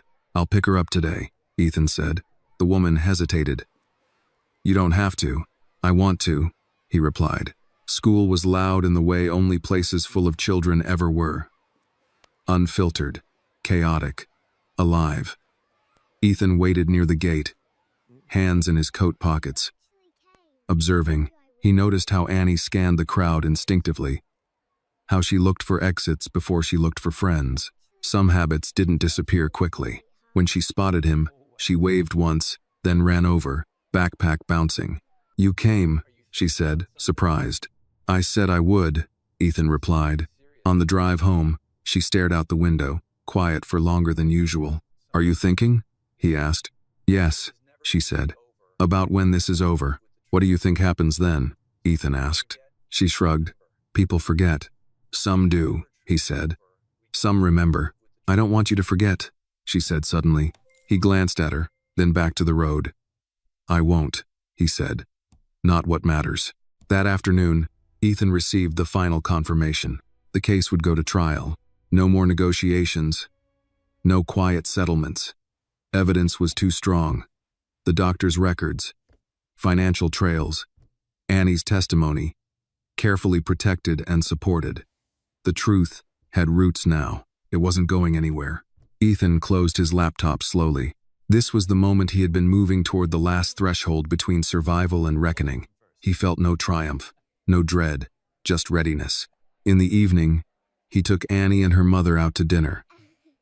Not to a place that impressed, but to one that welcomed. A small neighborhood restaurant with scratched tables and warm light. No one stared. No one whispered. They ordered too much food and laughed when Annie dropped her fork. Halfway through the meal, Annie looked at Ethan seriously. "When you go talk to them," she said, "will it hurt?" "Yes," Ethan said honestly. "Then why do it?" Because if I don't, he said, someone else will get hurt later.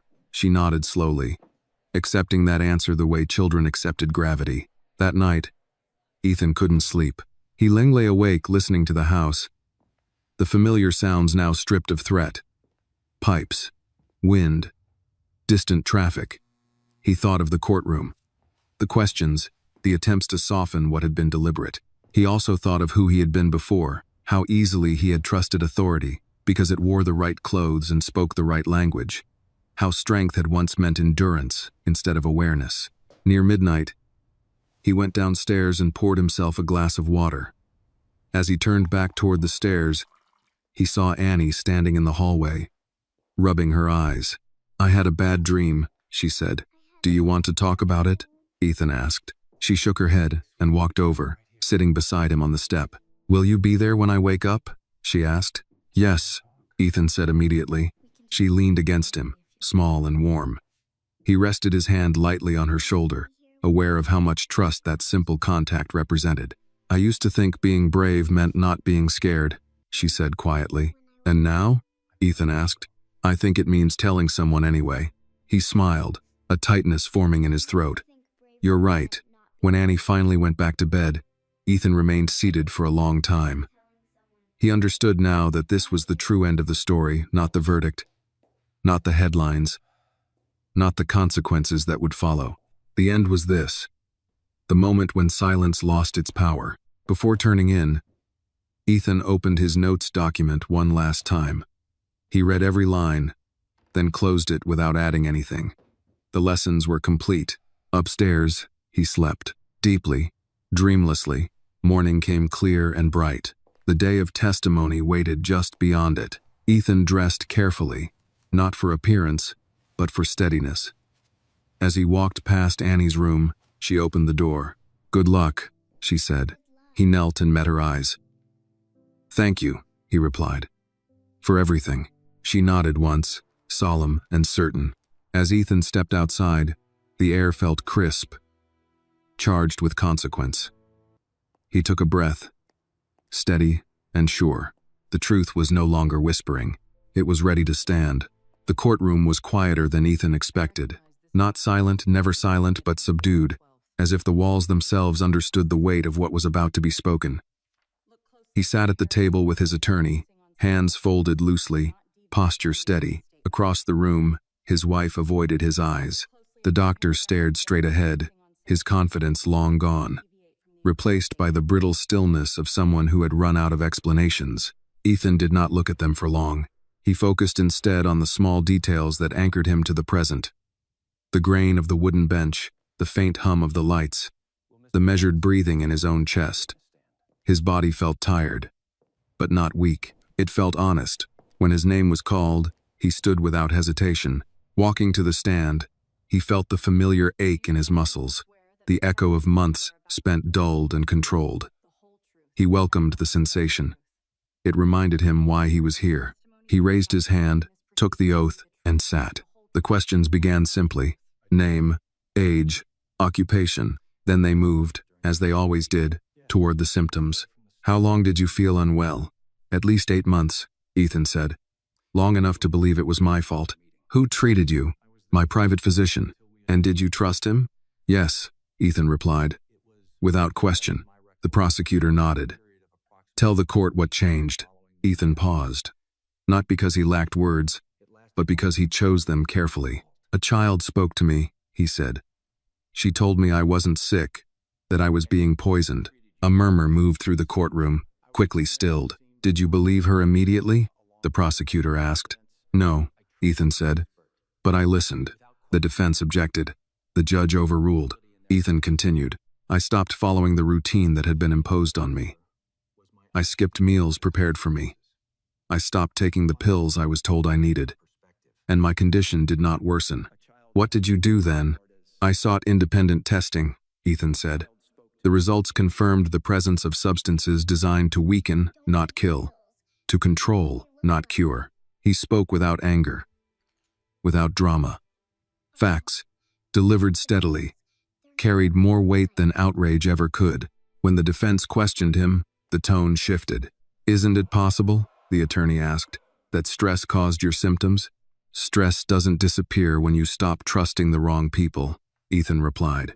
Isn't it true, the attorney pressed, that you were overworked, exhausted, emotionally distant? Yes, Ethan said calmly. And none of that justifies removing my consent. Silence followed. Then the judge dismissed him. Ethan returned to his seat, heart pounding now, not from fear but from release. The truth had crossed the room intact. Later, Annie's testimony was handled privately, her presence shielded, her words recorded with care. Ethan did not hear them spoken aloud. He didn't need to. He had lived them. When the verdict came days later, it was exactly what it needed to be. Guilty, not triumphant, not vengeful, just final. The doctor was led away quietly, the way dangerous things often were when they could no longer pretend to be helpful. His wife did not cry. She sat still, as if finally understanding that control, once exposed, had nowhere left to go. Outside the courthouse, cameras waited. Ethan stepped past them. He had said what needed to be said. That evening, the house felt different again. Not lighter, not heavier, settled. Ethan stood in the doorway as Annie ran toward him, her backpack bouncing, her face bright with relief that didn't need explanation. Is it over? She asked. The part that mattered most, Ethan said. She nodded, accepting that answer the way she always did without demanding more than was honest. They sat together on the back steps as the sun lowered itself behind the trees, turning the sky soft and gold. Annie swung her legs, humming to herself. Do people stop being bad when they get caught? She asked. Sometimes, Ethan said. More often, they stop being hidden. She thought about that. That's good. Yes, Ethan agreed. It is. Later, after Annie had gone to bed, Ethan walked through the house one last time with intention. Not checking, not guarding, simply noticing. The kitchen, where his meals had once been watched. The hallway where a small voice had waited for someone to listen. The study where he had almost disappeared quietly. He turned off lights as he went, room by room, until the house rested in darkness that felt earned. In his bedroom, Ethan paused before the mirror. The man looking back at him was thinner, older, marked, but his eyes were clear. He lay down and closed his eyes, feeling the steady rhythm of his breath, the weight of the day settling into his bones. Pain flickered faintly, then faded. His body no longer fought him. It followed. Downstairs, the house was silent, not the dangerous silence of secrets, the honest kind. Morning came gently. Ethan woke to sunlight and the distant sound of a child laughing, unafraid. He sat up slowly, testing his strength. It was there. Not borrowed, not forced, his own. At the breakfast table, he poured his coffee, chose his food, and ate. Nothing happened. No dizziness, no fog, no quiet hand guiding his choices. Just life, ordinary and precious. Later, Annie passed by, tying her shoes. You're not sick, she said, as if reminding him of a fact that would never change. No, Ethan replied. I'm not. She smiled, satisfied, and ran out the door. Ethan stood by the window, watching the day begin. He had lost a marriage. He had nearly lost his life. But he had gained something rarer than comfort, rarer than power. He had learned to listen. And because of that, he was still here, not surviving, living. This story reminds us that the most dangerous harm is often quiet, hidden behind the language of care, authority, and love. It warns that trust without boundaries can become a cage, and that real illness is not always in the body, but in the lies we accept to feel safe. True strength is not blind endurance, it is the courage to question, to listen, and to reclaim one's right to choose. Sometimes, the voice that saves a life is the one society overlooks, and real justice begins the moment we decide that silence is no longer an option. This video is a work of fiction created with the assistance of artificial intelligence. All characters, events, and situations are not real and do not represent any actual people or true stories. The content is intended for storytelling and emotional illustration only.